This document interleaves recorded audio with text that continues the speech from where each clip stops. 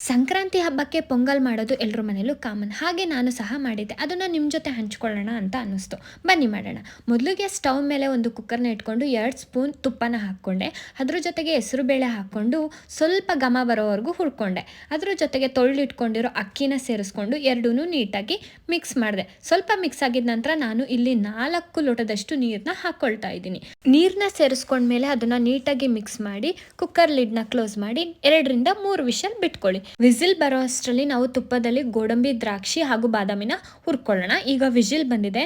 ನಂತರ ಒಂದು ಬಟ್ಲಲ್ಲಿ ಬೆಲ್ಲ ತಗೊಂಡು ಅದೇ ಬಟ್ಲಲ್ಲಿ ನೀರನ್ನ ಹಾಕ್ಕೊಂಡು ಅದನ್ನು ಚೆನ್ನಾಗಿ ಮಿಕ್ಸ್ ಮಾಡ್ಕೊಳ್ಳೋಣ. ಬೆಲ್ಲದ ಪಾಕ ಒಂದು ಕುದಿ ಬಂದರೆ ಸಾಕು.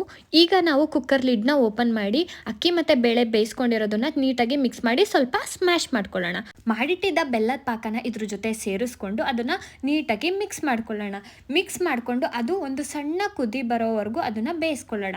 ನಂತರ 2 ಇಡೀ ಕಾಯಿ ತುರಿ ಅಥವಾ ಕೊಬ್ಬರಿ, ನೀವು ಯಾವ್ದು ಬೇಕಾದರೂ ಹಾಕ್ಕೋಬೋದು. ನಾನಿಲ್ಲಿ ಕಾಯಿ ತುರಿ ಹಾಕ್ಕೊಂಡಿದ್ದೀನಿ. ಕಾಯಿ ತುರಿನ ಹಾಕ್ಕೊಂಡು ನೀಟಾಗಿ ಮಿಕ್ಸ್ ಮಾಡ್ಕೊಳ್ತಾ ಇದ್ದೀನಿ. ಅದು ಮಿಕ್ಸ್ ಆಗಿದ ನಂತರ ಮತ್ತೆ 1-2 ಸ್ಪೂನಷ್ಟು ತುಪ್ಪನ ಹಾಕಿ ಮಿಕ್ಸ್ ಮಾಡ್ಕೊಳ್ಳೋಣ. ಟೇಸ್ಟ್ ತುಂಬ ಚೆನ್ನಾಗಿ ಬರುತ್ತೆ. ಕೊನೆಯದಾಗಿ ನಾವು ಸೈಡಲ್ಲಿ ಹುರಿದಿಟ್ಕೊಂಡಿರೋ ಡ್ರೈ ಫ್ರೂಟ್ಸ್ನ ಮಿಕ್ಸ್ ಮಾಡಿ 2 ನಿಮಿಷ ಬೇಯಿಸ್ಕೊಂಡ್ರೆ ತುಂಬ ರುಚಿಯಾದ ಪೊಂಗಲ್ ತಿನ್ನಲು ರೆಡಿ.